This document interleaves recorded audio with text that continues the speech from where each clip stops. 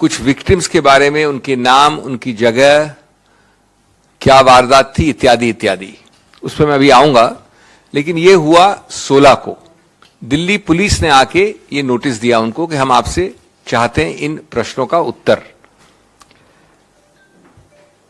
ये प्रश्न थे राहुल जी के उस वक्तव्य के विषय में जहां उन्होंने कहा था कि कई महिलाएं जो मिलती हैं वो डोमेस्टिक वायलेंस की बात करती हैं, बलात्कार की बात करती हैं और परिवार में उत्पीड़न की बात करती हैं। और इसके विषय में इस क्वेश्चनर ने उनके नाम, उनकी रहने की जगह, क्या हुआ क्या नहीं हुआ, ये सब पूछा गया है दिल्ली पुलिस द्वारा। आज फिर 19 तारीख को सुबह वही दिल्ली पुलिस के दस्ते और उनके साथ कुछ और लोग आए वही प्रश्न वापस पूछने के लिए, एक नया नोटिस लेके। बाकी चीजें हम बाद में लिखित रूप से देंगे दिल्ली पुलिस से, लेकिन हमने उनको आज कहा, हम लोग सब वहां प्रस्तुत थे और मैं आपके साथ शेयर करना चाहता हूं। ये एक बहुत ही विचित्र पहलू है, एक नया आयाम बनाया गया है उत्पीड़न का, प्रतिशोध की राजनीति का, धमकाने और धमकी की राजनीति का। मैं ये क्यों कह रहा हूं? मैं इसलिए कह रहा हूं कि इसका प्रथम बिंदु है कि एक 4000 किलोमीटर की यात्रा, 12 प्रदेशों, 2 यूनियन टेरिटरीज, जिसके दौरान श्री राहुल गांधी लाखों करोड़ों लोगों से मिले, 140 दिन तक चली, उसके विषय में 2 दिन में, 3 दिन में 2 बार आना और प्रश्न पूछना कि वो कौन महिलाएं थी, कब हुआ, कैसे हुआ उनके साथ, आपने ये किया वो किया, उसके विषय में कंप्लेंट कहां की, कब की, इत्यादि इत्यादि। हमको सबको लगा और हमने पुलिस दस्ते से भी कहा कि जरा बताएंगे कृपा कि आपने कितनी ऐसी राजनीतिक अभियानों के विषय में ऐसे प्रश्न पूछे हैं, सत्तारूढ़ पार्टी से विशेष रूप से या किसी और अभियान और यात्रा के विषय में। ये अगर राजनीतिक प्रतिशोध नहीं है, उत्पीड़न नहीं है, धमकी की राजनीति नहीं है, तो क्या है? दूसरा, जैसा आप जानते हैं कि जब लीडर एक राजनीतिक अभियान करते हैं तो हर पक्ष के लाखों लोग उनके सामने आते हैं। कई की अलग अलग कंप्लेंट्स होती हैं, कई के अलग अलग दस्तावेज होते हैं, कई के अलग अलग भावनाएं होती हैं, उन सबको सुनना पड़ता है। और जहां संभव होता है वहां पर जो लोग चल रहे होते हैं साथ, उनको कहा जाता है कि आप ध्यान दें इसमें। कोई भी लीडर हर इंडिविजुअल कंप्लेंट के विषय में यात्रा रोककर कोई एक्शन नहीं लेता है, न लेना संभव है, न ये किसी के दिमाग में भी आता है, और न आज तक मैं समझता हूं 70 वर्ष 75 वर्ष में, भारतवर्ष में इस प्रकार के बेहुदे प्रश्न किसी सरकार या किसी पुलिस फोर्स ने पूछे हैं किसी अभियान, किसी लीडर से। तीसरा पहलू, जिस वक्तव्य का संज्ञान लिया गया है इस क्वेश्चनर में, वो 30 जनवरी के श्रीनगर के वक्तव्य के बारे में कहा गया है। तो 30 जनवरी के श्रीनगर के वक्तव्य के बारे में दिल्ली पुलिस अभी लगता है जगी है 45 दिन बाद, और 45 दिन सुप्त होने के बाद और इतने दूरी के बाद, जगने के बाद, दिन 2 बार 3 दिन के अंदर पहुंच गई है। अब बहुत ज्यादा जल्दी है उनको, 45 दिन तक कोई प्रश्न नहीं, कुछ नहीं। ये तो आप ही निर्णय ले सकते हैं कि ये अचानक इतनी ज्यादा अलर्टनेस और गति और दिशा कैसे मिल गई दिल्ली पुलिस को। क्या वो राहुल गांधी जी के प्रश्नों से जो पार्लियामेंट में वो करते हैं, उनके संबोधनों से, उनके भाषणों से, या जो आजकल एक विशेष फोकस राहुल गांधी जी के ऊपर है सरकार का, उस कारण से, जो वो डिफिकल्ट अनकंफर्टेबल प्रश्न पूछते हैं, उस कारण से ये अचानक दिल्ली पुलिस पहुंच गई है 45 दिन बाद। और हम इसकी भर्त्सना करते हैं।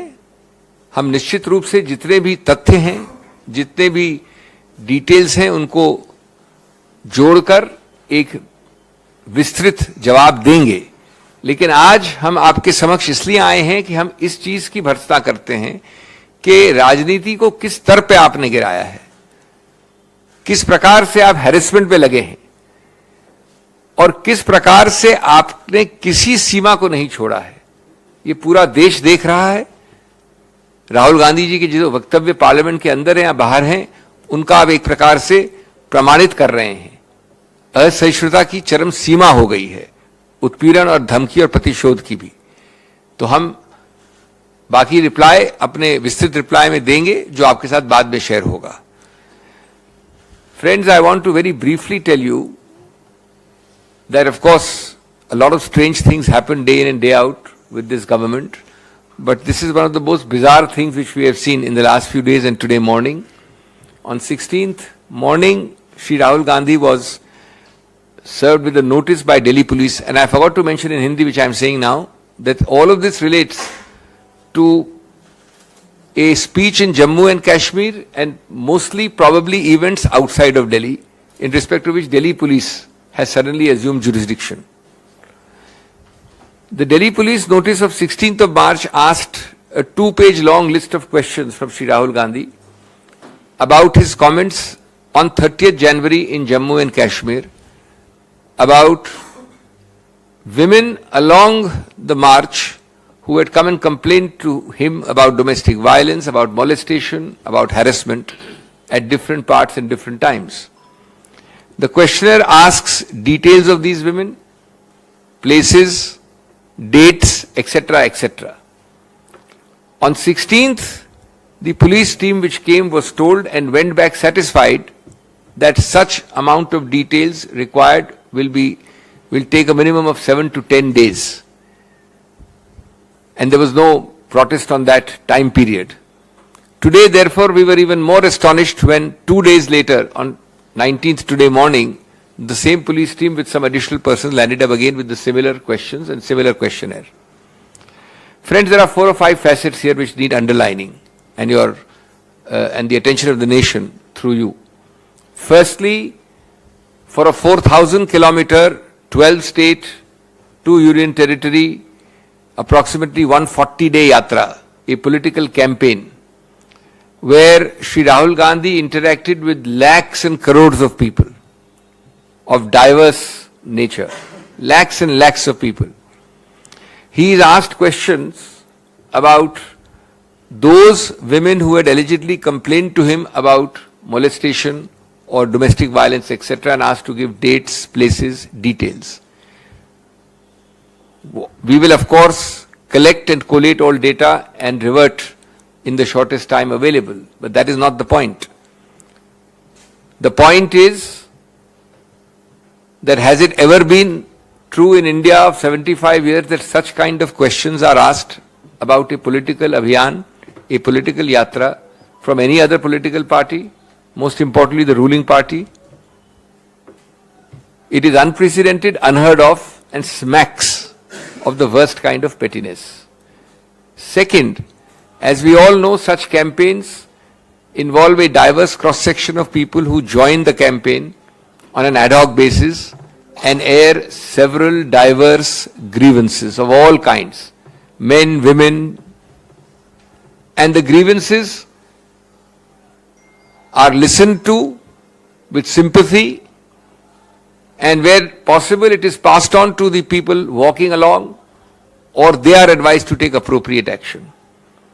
I don't think any political leader in a campaign is expected to stop instantly and seek recourse to law on the basis of the several interactions and complaints and things told to him during the campaign. That is why we are very clear that it smacks of the worst kind of political vendetta, harassment, the politics of threat, intimidation. Fourthly, the Delhi police, which appears to suffer from a complete lack of jurisdiction, at least for the present till we collate the details, seems to have woken up at least 45 days after the 30th of January Jammu and Kashmir speech at Srinagar, which is quoted in the questionnaire sent to Shri Rahul Gandhi. For 45 days, the Delhi police had no problem, and now on the 16th, having agreed with Shri Rahul Gandhi's request for about 10 days to respond, they land up again today morning. This is only to sensationalize, to create a climate of fear and intimidation. and the urgency is hyper now after having waited for 45 days. I don't think anybody needs to have any great analytical abilities to realize that this can have but no other relation than to Rahul Gandhi's deep, unanswerable questioning of the government on its several faults and failures, whether inside or outside Parliament. This can have no other connection except a sudden special affection and focus on Sri Rahul Gandhi by the ruling dispensation in the last few weeks. But this plumbs the depths of pettiness even by the dismal and abysmal standards of this vindictive government. I do not think that we have seen this kind of politics in India ever, irrespective of political color. We therefore condemn it.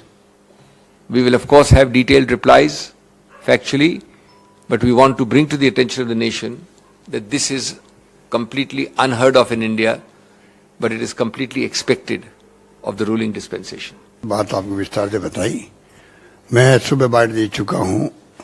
मैं पुनः ये repeat करना चाहूंगा कि बगैर ऊपर के इशारे के दिल्ली पुलिस इस प्रकार की साहस करे, ये असंभव है। आप कोई किसी कंप्लेंट की नहीं है, अखबारों में क्या न्यूज आई है, क्या राहुल गांधी जी ने यात्रा के दौरान में अपनी बात बोली है, उसको लेके कोई केस बने इस प्रकार से, ये अभी सिंघवी साहब ठीक कह रहे थे, 75 साल की हिस्ट्री में पहली बार हो रहा होगा कि आप इस आधार पर केस दर्ज करके आप पूछताछ शुरू कर दे राष्ट्रीय नेता से। मैं किसी घोर निंदा करता हूं और मैं इतना कह सकता हूं कि इंदिरा जी के वक्त में भी जब जनता पार्टी का शासन आ गया था तो इसी प्रकार की हरकतों में उतर गए थे लोग उस वक्त में, और जनता ने जवाब दिया करारा, और 80 के अंदर भारी बहुमत से इंदिरा गांधी जीती थी चुनाव। आज का जो घटनाक्रम है ये कल्पना के बाहर है कि आप किस प्रकार से बिना कोई कारण के 3 दिन के अंदर अंदर वापस जाके पूछताछ करो, जबकि राहुल जी कह चुके थे कि 8-10 दिन के अंदर मैं जवाब ही दे दूंगा। उसके बाद में क्या जरूरत पड़ गई, आज अचानक ही वहां पर सभी अधिकारी पुलिस के आ गए। हिटलर जो था वो पहले बहुत लोकप्रिय हुआ था, उसके बाद में वहां की जर्मनी की स्थिति बनी है। इस देश में लोकतंत्र खतरे में है। अगर मैं अभी बोल रहा हूं तो पूरी दुनिया सुन सकती है, इंटरनेट का जमाना है। राहुल गांधी वही बोले जो लंदन में जो यहां बोले थे, यहां बोलते थे या बोले हैं या बोलेंगे। हम छोड़ने वाले नहीं इनको, इनकी हरकतों को छोड़ने वाले नहीं है, ये तानाशाही प्रवृत्ति को छोड़ने वाले नहीं है, जनता के बीच में जाएंगे। आज जो unfortunately ED CBI income tax का जो तांडव मचा रखा इन लोगों ने, जुडिशरी दबाव के अंदर है, चाहे सीबीआई कुछ भी कह दे, दबाव में हाईकोर्ट के अंदर भी है और ऊपर भी है नीचे भी है, दुनिया जानती है। इलेक्शन कमीशन ऑफ इंडिया दबाव के अंदर काम कर रहा है। तो फिर लोकतंत्र कहाँ रहा और कैसे रहेगा? अगर ये बात कोई बोलता है तो उनको तकलीफ क्यों होती है? कितने पत्रकार, लेखक, साहित्यकार जेलों में बंद रहे हैं या जेलों में बंद हैं, कोई सोच सकता है? पूरा देश भयभीत है, तनाव में है।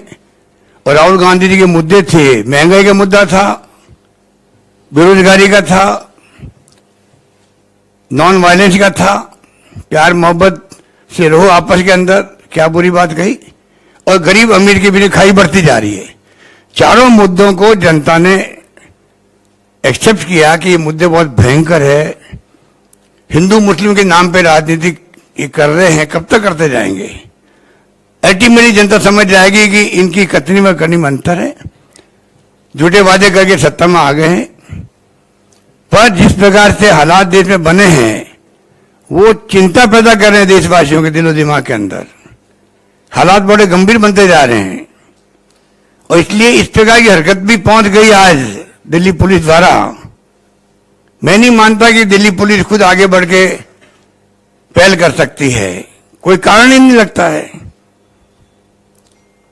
हम लोग यात्रा करते हैं, मैं मुख्यमंत्री हूं, अगर मैं 100 किलोमीटर यात्रा करूंगा, यात्रा में मुझे फरियादी रास्ते मिलेंगे, कोई किसी का काम होगा, अन्याय हो गया, अत्याचार हो गया, उत्पीड़न हो गया, मेरा काम नहीं होगा, छुआछूत मेरे साथ बरती गई, रेप की कोशिश की गई, मैं कुछ भी कह सकता हूं। पब्लिक इंटरेस्ट में मुझे बताना पड़ेगा कि आज माहौल क्या है। अगर राहुल गांधी जी देश के हालात बताते हैं 3,500 किलोमीटर यात्रा करके कि पूरे देश में रास्ते मुझे क्या फीडबैक मिला, उसको लेके आप केस दर्ज कर रहे हो। 3,500 किलोमीटर यात्रा, 3-4 महीने यात्रा चली, और भी कई किस्से कहानी बताए होंगे, उसके आधार पर केस दर्ज हो जाएगा। हिंदुस्तान के इतिहास में पहला केस दर्ज हो रहा था, और मैं समझता हूं अब भी मीडिया नहीं चेता, दबाव में काम किया। जिस प्रकार हालात हैं मीडिया में, गोदी मीडिया ऐसे निकल आया है। जिस प्रकार के हालात हैं, जो मालिक लोग हैं मीडिया के, आप कितनी मेहनत कर लीजिए, उनकी मजबूरी है। ईडी कब पहुंच जाए उनके यहां, कब सीबीआई पहुंच जाए, कब इनकम टैक्स पहुंच जाए, वो भी तो उनको तो अपना मीडिया चलाना है। हालात ऐसे बन चुके हैं, गौर करना चाहिए उन सबको। अब भी अगर चेता नहीं, पत्रकार, मीडिया वाले, साहित्यकार, वो इतने लिखते थक रहे हैं। मैंने महसूस किया, मैं सुनता रहता हूं ऑनलाइन प्लेटफॉर्म को, जो राइटिंग आर्टिकल लिखते मैं उनको देखता रहता हूं। मुझे लगता है धीरे धीरे वो थकने लगे हैं। ये हालात पैदा हो गए देश के अंदर। इसलिए मैं कहना चाहूंगा कि आप इन घटनाओं को, ये कोई मामूली घटना नहीं है। पुलिस किसी के घर में घुस गई, राहुल जी कहां चली गई, ये तो एक बात हुई, क्यों चली गई। अगर आम आदमी भी है कोई, राहुल गांधी तो बहुत बड़े नेता हैं, आम आदमी भी है, क्या उसके घर में इस पर घुस सकती है? 0 एफआईआर किसने करवाई दर्ज? अगर किसी ने केस बताया हो, आपके यहां लागू नहीं होता दिल्ली के अंदर, राजस्थान में लागू हो रहा है, मध्य प्रदेश में हो रहा है, यूपी में हो रहा है, मान लीजिए, और ये कायदा होता है 0 एफआईआर दर्ज करके हमें भेज दीजिए। पर कोई दर्ज तो करवाए केस को, दर्ज किसी ने नहीं करवाया है, और आपने सोशल मीडिया में देख करके आपने केस दर्ज कर दिया। कोई फरियादी क्या उनके पास में? तो आप सोच सकते हैं कि किस दिशा में मुल्क जा रहा है, कोई नहीं जानता। किस दिशा में जाएगा, अमित शाह जी और नरेंद्र मोदी जी रहते हुए कोई नहीं जानता। ये हालात हैं, और मैं समझता हूं कि डेमोक्रेसी के लिए बहुत बड़े खतरे की बात है। इसलिए मुझे वो लंबी बात नहीं कहना है। आज की घटना से पूरा देश विचलित हुआ, और देशवासियों में एक मैसेज गया है कि ये किस दिशा में मुल्क जा रहा है। इस पे मैं समझता हूं हम सबको चिंता होनी चाहिए। मुझे इसी कहना था। धन्यवाद।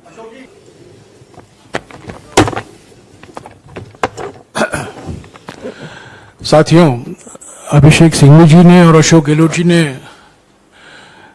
आपको विस्तार से कहा है कि ये जो मिसाल है, जो घटना है, मोदी सरकार की प्रतिशोध, धमकी और डराने की जो राजनीति है, उसका एक मिसाल है।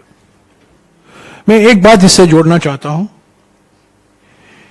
कि ये जानबूझकर किया जा रहा है ताकि जनता का ध्यान, देश का ध्यान, पार्लियामेंट का ध्यान अडानी घोटाले से और कहीं ले जाया। जब से 16 पार्टियों ने एक होकर, एकजुट होकर जेपीसी की मांग की, जब से राहुल जी ने करीब 50 मिनट तक अडानी घोटाले पर लोकसभा में अपनी बात रखी, तब से ये रणनीति अपनाई है मोदी सरकार ने, मंत्रियों ने। उनको बदनाम करने में लगे हुए हैं। जो उन्होंने कैम्ब्रिज में और लंदन में कहा है, उसको गलत तरीके से उससे अर्थ निकालने के, तोड़ मरोड़ कर ये कह रहे हैं कि उन्होंने ये कहा है, वो कहा है, जबकि हमारे पास सबूत है, और जो हमने सोशल मीडिया के द्वारा जनता के सामने भी रखा है कि उन्होंने बातें नहीं कही हैं, जो इल्जाम लगाए जा रहे हैं। और उनको स्पीकर से निवेदन के बावजूद बोलने नहीं दिया जा रहा है लोकसभा में। तो ये एक रणनीति है ताकि हेडलाइन, ताकि ध्यान, अटेंशन सब अडानी घोटाले से हटे और कोई मुद्दा आए। ये रणनीति सफल नहीं होगी। 16 विपक्षी पार्टियां एकजुट होकर ये मांग जो कर रही हैं पिछले कुछ दिनों से, ये बरकरार रहेगा। और जब तक ये धमकी, प्रतिशोध और उत्पीड़न की राजनीति चलेगी, तब तक जो गृहमंत्री कहते हैं मिडिल पाथ, ये मिडिल पाथ बिल्कुल असंभव है।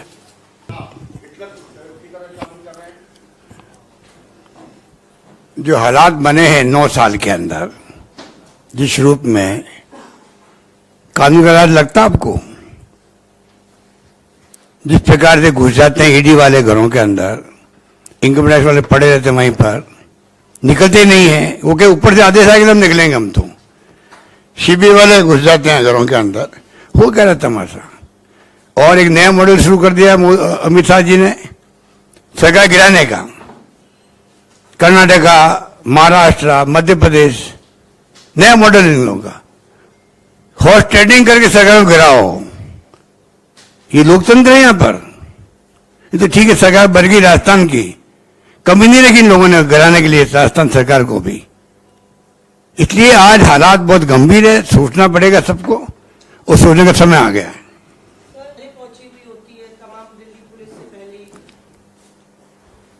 जाहिर है दिल्ली पुलिस का प्राथमिक दृष्टि से इसमें कोई अधिकार क्षेत्र भी नहीं बनता है।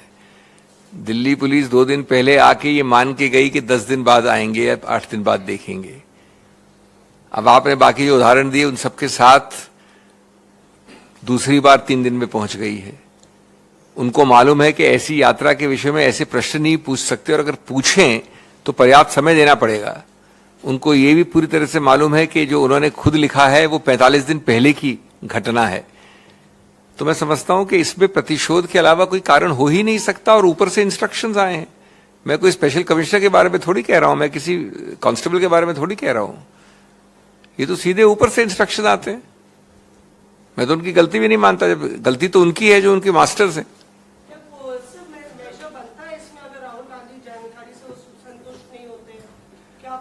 देखिए, उनको किसी चीज के संतुष्ट होना न होना ये कसौटी ही गलत है। उनको जो करना है वो करेंगे, वो पूर्व निर्धारित है। आप समझते हैं कि मेरिट्स के आधार पे वो करते हैं, लेकिन हमको इससे कोई भय नहीं है, क्योंकि हम जानते हैं कि कानून भी क्या है, हम जानते हैं कि हमारे अधिकार भी क्या है, और हम जानते हैं कि हमको क्या लिख के बताना है। लेकिन इसका पूरा संदर्भ देखिए, कभी ऐसा हुआ है जिस प्रकार की बेहुदा बात के बारे में हम बात कर रहे हैं कि यात्रा में आप चल रहे हैं उसके बारे में प्रश्न पूछे आपको कि कौन मिला, किसने क्या कहा, कौन है वो, क्या नाम है उसका, कहां रहती है। ये तो अद्भुत चीज है। एक बात मैं कहना चाहूंगा, ऊपर से इंस्ट्रक्शन नहीं आते खाली, साथ में मॉनिटरिंग भी होती है। देखिए, ये आपने ठीक कहा, ये मामूली घटना नहीं है, ये मामूली घटना नहीं है। मैं तो अगर आम नागरिक के यहाँ भी जाते इस प्रकार से, उसको मैं मामूली घटना नहीं मानता। कानून सबके लिए समान होता है। पर सवाल इस बात का है कि गए क्यों और केस क्या है, जिसके लिए सिंघवी साहब ने बताया आपको। जब केस बनता ही नहीं, कोई स्टेटमेंट देते हैं, मान लो पॉलिटिकल मंत्री देता है, मेंबर पार्लियामेंट देता है, एमएलए देते हैं, भाई कि ये हालात है, विपक्ष के राज्यों में रहते हैं, हम क्या बोलते हैं, ये तो बोलते हैं। अगर एमएलए एमपी दूसरे राज्यों में जाएंगे जहां के एमपी नहीं है, वो अपनी पार्टी के आदेश पर वो जाके अगर राहुल गांधी की तरह बताएंगे कि राजस्थान में देखिए ये मैंने सुना, ये सुना, ये सुना, क्या राजस्थान की पुलिस उनके ऊपर केस दर्ज कर देगी? कोई जवाब है इनके पास में। ये जो परंपराएं डाल रहे हैं, इसके आधार पर मान लो कोई केंद्रीय मंत्री राजस्थान में दौरे में आया और वो दौरे उसने किए और दौरे करके बताया था, देखो मैंने सुना आज तो वहां तो रेप के कोई परवाह नहीं करी सरकार ने, छुआछूत हुआ तो परवाह नहीं करी, बच्ची के साथ रेप हो गया तो गैंग रेप हो गया, कोई नहीं किया। तो क्या हमारी सरकार उस केंद्रीय मंत्री को नोटिस देगी, केस दर्ज करेगी दिल्ली की तरह? बताइए वो कौन लेडी आपको मिली, कहां मिली थी, कितने बजे मिली थी, क्या नाम था उसका? ये परंपराएं डाल रहे हैं, ये इसमें खुद में फंसेंगे लोग। देखिए पहला लीगल एक संदर्भ में होता है। इस प्रश्न का उत्तर मैंने अभी दिया और इसके तुरंत बाद अशोक जी ने दिया। संदर्भ क्या है? संदर्भ है एक पॉलिटिकल राजनीतिक अभियान। संदर्भ ये नहीं है कि आप एक तहकीकात वाले अफसर हैं या आप घर में बैठे हैं और घर में आपके आके किसी ने खुलासा किया कि ए को रेप बी ने किया है और इस तारीख को हुआ और आप उसका संज्ञान लेते हैं और चुप बैठ जाते हैं।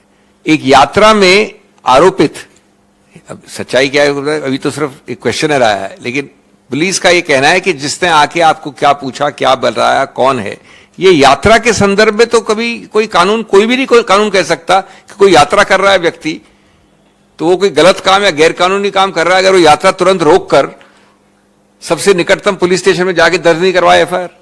ये कभी सुना आपने? ये तो आपका कॉमन सेंस ही बताता है आपको। और दूसरा, ये तो सिर्फ बहाने निकाले जा रहे हैं हैरेसमेंट के, प्रतिशोध के, उत्पीड़न के, और तीसरा उसके लिए समय नहीं दिया जा रहा है। ये दूसरे बार 3 दिन में आना, जैसा उन्होंने कहा कैमराज और कमिश्नर और ये और वो, ये सब सिर्फ एक माहौल बनाने के लिए है। हैरेसमेंट, धमकी, भय इत्यादि। तो संदर्भ देखना जरूरी है, कानूनी सिर्फ नहीं होता, संदर्भ में होता है वो। वो आपको अभी हफ्ते भर के अंदर मालूम पड़ जाएगा। हफ्ते भर 10 दिन जो मांगा गया है, मैं ऐसे नहीं कहना चाहता, आप थोड़े आश्चर्यचकित भी होंगे, लेकिन अभी हम सिर्फ इतनी बात कर रहे हैं, हम डिटेल्स की बात नहीं करेंगे अभी।